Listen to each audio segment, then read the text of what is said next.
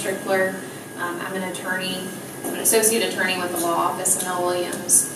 And today I'll discuss some legal remedies you may have, some issues concerning mold in residential and commercial properties, primarily rental residential properties.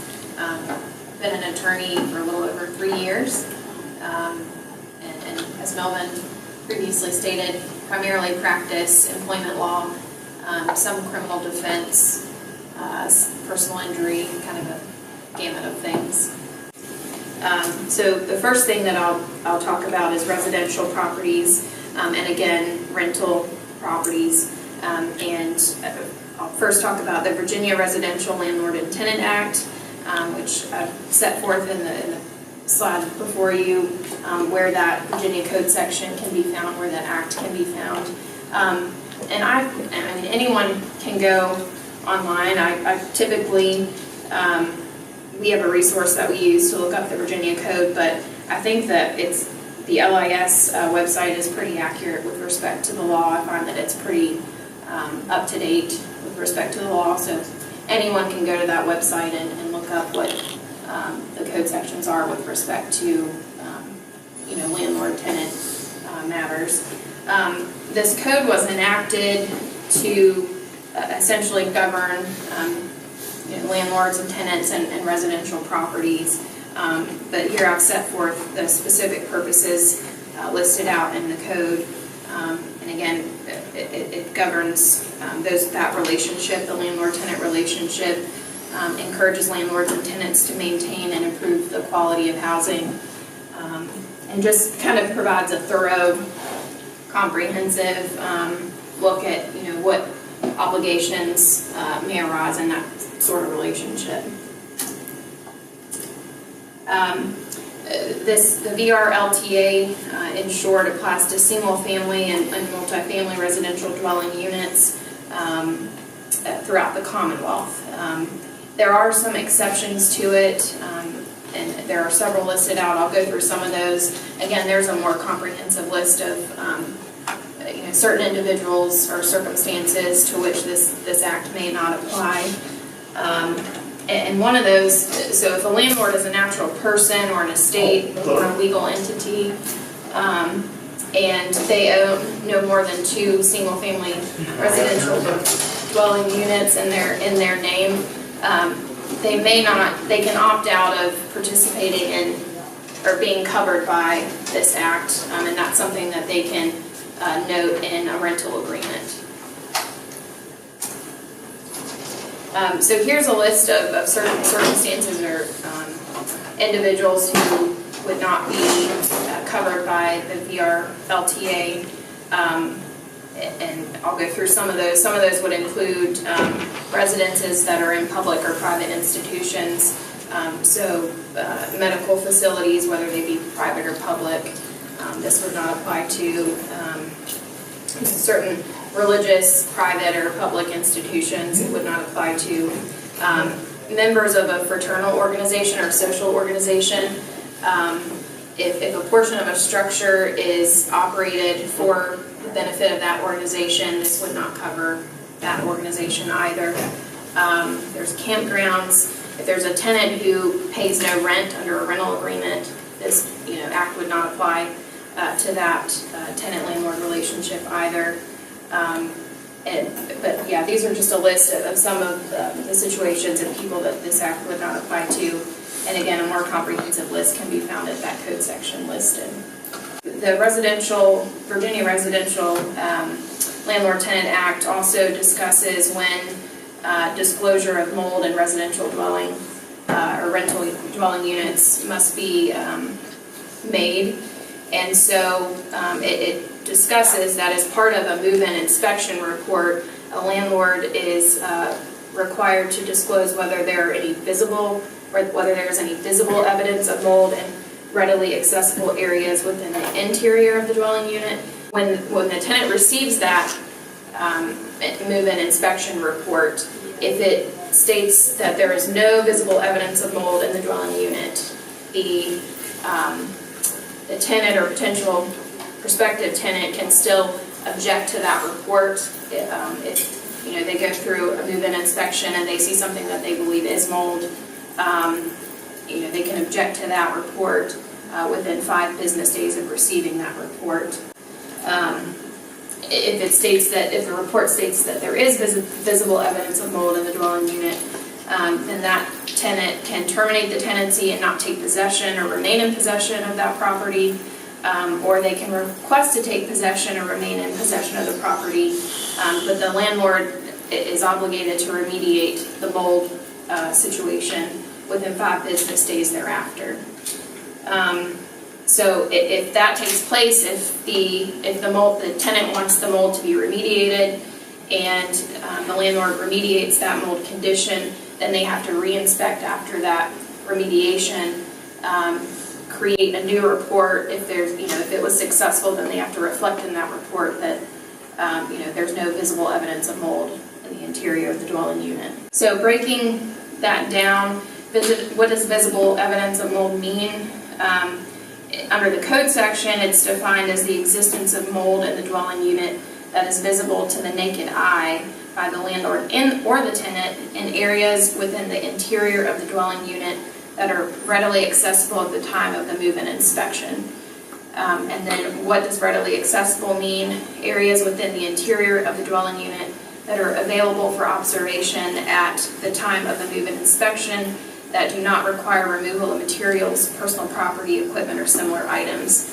One example that I can think of is, shower tiles.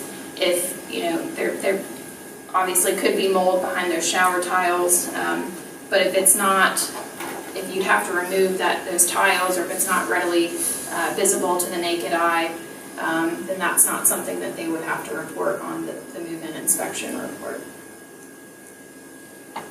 And then as you may expect, there's a lot of terms in the Virginia Residential Landlord Tenant Act, and it breaks down who is a landlord versus who is a tenant.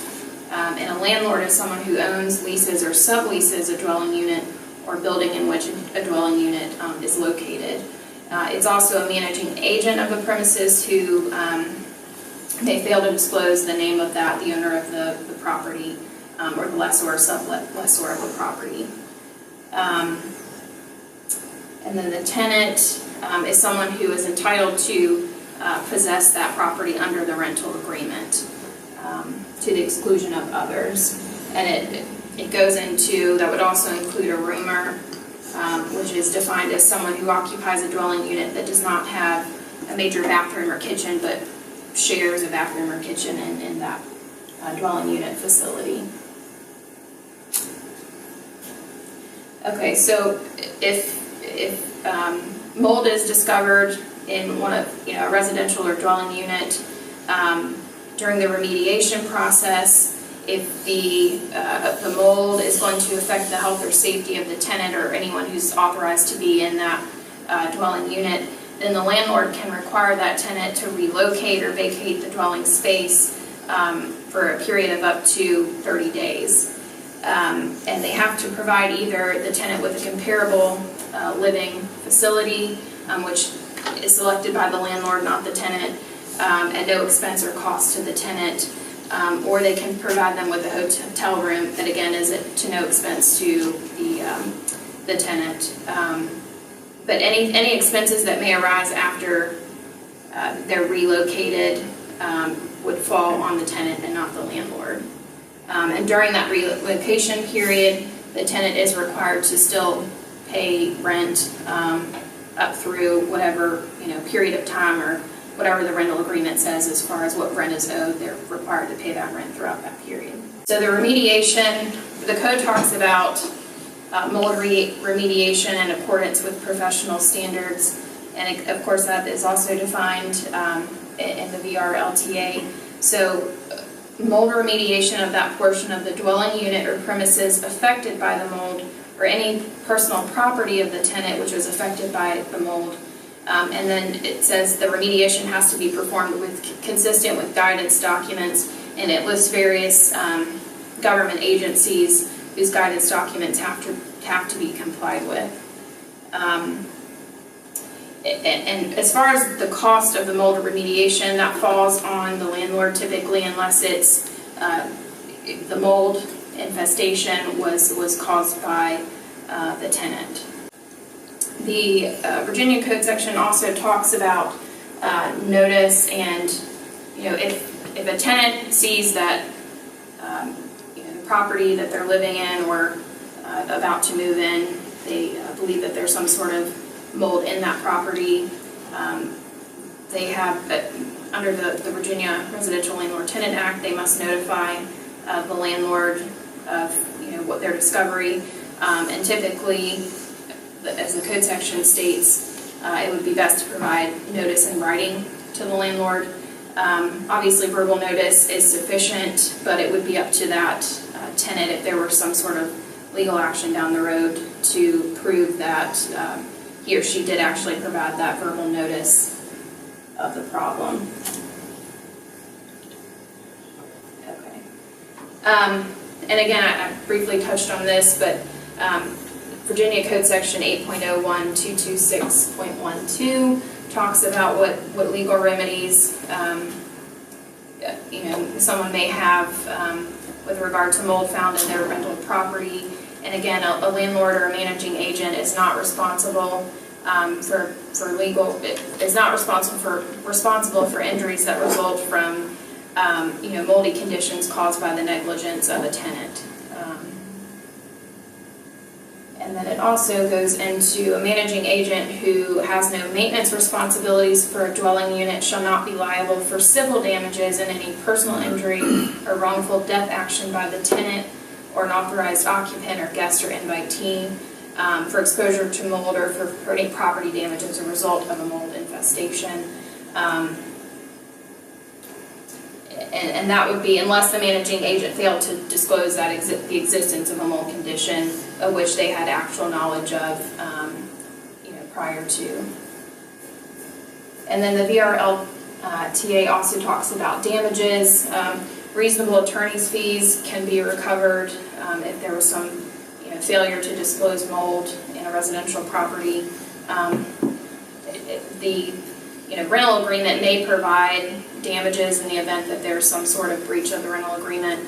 So it may provide some sort of provision as to reasonable attorney's fees. If it's not explicitly stated in the rental agreement, then the courts look at various things such as how much time an attorney spent in the litigation and what their standing is as far as an attorney in the community, and just various things to look at what is reasonable.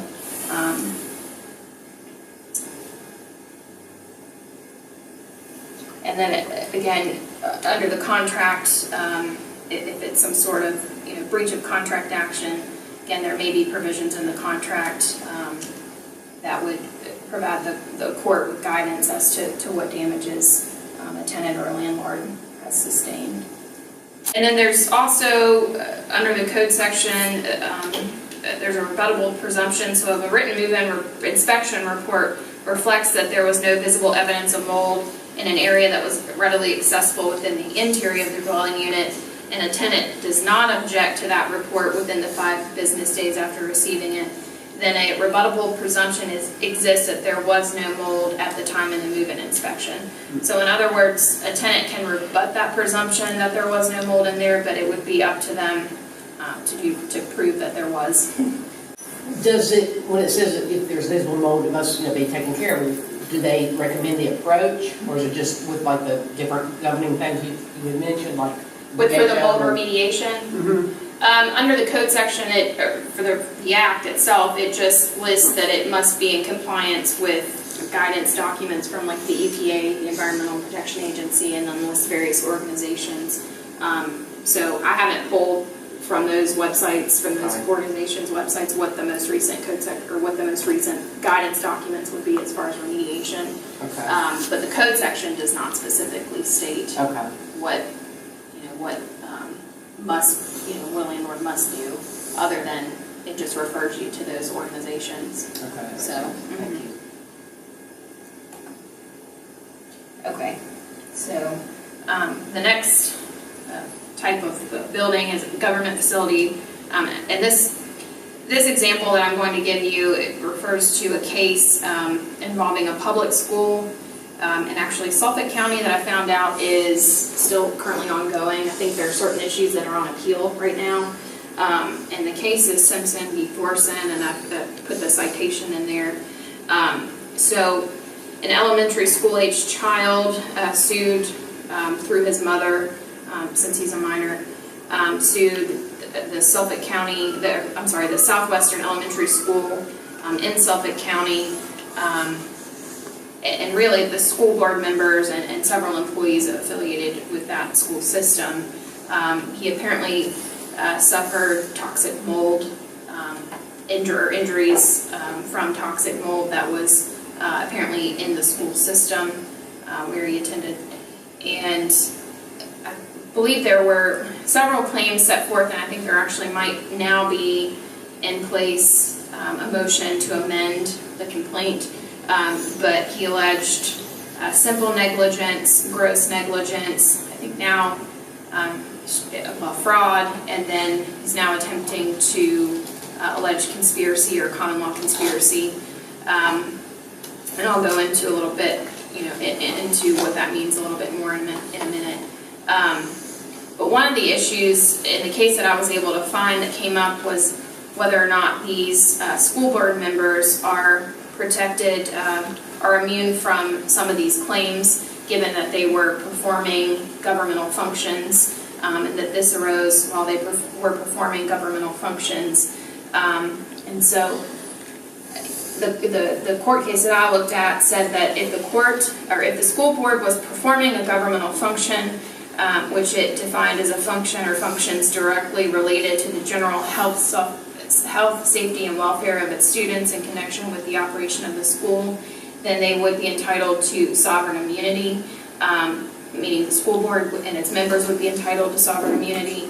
However, if they were performing functions that were proprietary in nature, so functions which involved privilege and power that were performed primarily for the benefit of the city of Suffolk, it was the city of Suffolk, then they would not be entitled to immunity. So the court ultimately ruled that the school board was performing a governmental function in operating the school. So as far as the simple negligence claim, they were entitled to that immunity. But as far as the gross negligence claim, they were not entitled to that immunity. And I think what's going on appeal is, I think the court said that the plaintiff did not sufficiently allege facts to support the gross negligence claim. And the gross negligence claim, what the plaintiff would have to do would prove that they had a duty to ensure his safety, and that they had actual knowledge of this hazard, or should have had actual knowledge of this hazard, the hazard being mold in the school, and that they were indifferent to it. They were indifferent to this child's rights. So let's see. So yeah, they with the gross negligence, they held that the school building maintenance and management is a specific government duty entitled to sovereign immunity as to the simple negligence claim, but it did not apply with respect to the plaintiff's gross negligence and actually the fraud claim as well. The attorney on that case actually sent me a copy of some of the pleadings that were recently filed with the court. I haven't fully gone through that, but I did see they added a common law conspiracy claim. So the plaintiff is alleging that the defendants acted in concert that they knew about this mold problem, and that they acted in concert together to conceal that issue. So as far as the fraud claim, what the plaintiff in that case would have to show is that the defendants made a false representation of a present material fact, that it was made intentionally and knowingly with the intent to mislead, and that he must also show a reasonable reliance by the party misled, resulting in damage to that party. The plaintiff is alleging that these school board members made a false statement about the presence of mold in the school, that they had actual knowledge of it, and that they, intentionally and knowingly misled plaintiff on that fact, and that he was damaged as a result of, their hiding or concealing the mold. So if you're alleging a personal injury matter or gross negligence lawsuit, surrounding personal injuries from mold, you'd have a 2-year statute of limitations from the date the right of action accrued. And this was an issue in the Simpson case. When does that right of action accrue, or when are you damaged? When can you file a lawsuit, in other words? So they recognize that yes, it is a 2-year statute of limitations, but the court held that although the plaintiff entered the school, the Southwestern school in 2007, that his lawsuit, which was filed on September 20th, 2010, was timely filed, so almost 3 years later, because his diagnosis of a mold-related illness and the attribution of his illness to the mold problem at the school did not occur until October 22, 2009. So the court was focused on when was he diagnosed, when did he become aware of that mold-related illness. And as far as I can tell, that hasn't been overturned, but again, it's still ongoing. So, and then as far as a fraud claim, that claim again also must be filed within 2 years from the date that right of action accrued. So, from the date that the fraudulent action was taken. But the code section says that statute of limitation begins to run from the date when that fraud, misrepresentation, or deception was discovered by the exercise of due diligence, or when it reasonably should have been discovered. One of the things that Melvin and I typically see with litigation is we have to call in expert witnesses. So in this type of litigation, and I haven't seen anything with respect to what expert witnesses were involved in that Simpson case, but I would imagine that you would need to retain some sort of expert witness to talk about mold and the presence of mold and how you account for that, as well as medical experts who specialize in mold, have some sort of background with that to testify about the extent of what the injuries. And on the flip side of that, the defendants could bring in someone too to testify, their own medical expert to testify about extent of the mold may not be, or the injuries may not necessarily be solely related to any mold infestation in a school building, for example. There are some property condition disclosures that I found with regard to licensees, with example real estate brokers and salespersons. Those individuals must disclose to protect prospective buyers all material adverse facts that pertain to the physical condition of a property, which are actually known by that salesperson or real estate broker. And the disclosures must be in writing. And then the code section, which I've listed there, but it goes through, what does it mean by a material adverse fact? And I've referred to, I believe it's Virginia Realtors website there, which there's the URL for that. But it talks about what is material, if it could affect the decision of a reasonable person about whether to buy that property, then it's a material adverse fact. The physical condition of the property refers to the physical condition of the land and any improvements on there, and it does not refer to it lists matters outside the boundaries of the land or relating to property adjacent to that specific property, or other properties in proximity. It does not refer to matters related to the governmental land use regulations or matters relating to highways or public streets. And it just states, for the protection of both the client and the licensee, both parties shall sign a legible written contract clearly specifying the terms, conditions, limitations, and exclusions of work to be performed. At a minimum, it has to include whether there's presence of harmful diseases or other hazardous plants or mold, other hazardous materials. And then one thing to consider with commercial properties, just with or commercial properties that perhaps are being rented or someone's looking at to rent, you may look at a rental agreement, or with commercial property, there may be something in there with respect to mold prevention and remediation, what a commercial tenant is obligated to do or not do, as well as what a commercial landlord is obligated to do or not do, because these properties, commercial properties, are not a part of the Virginia Residential Landlord Tenant Act. So depending on what's in the commercial lease or purchase agreement, you may have some sort of breach of contract action.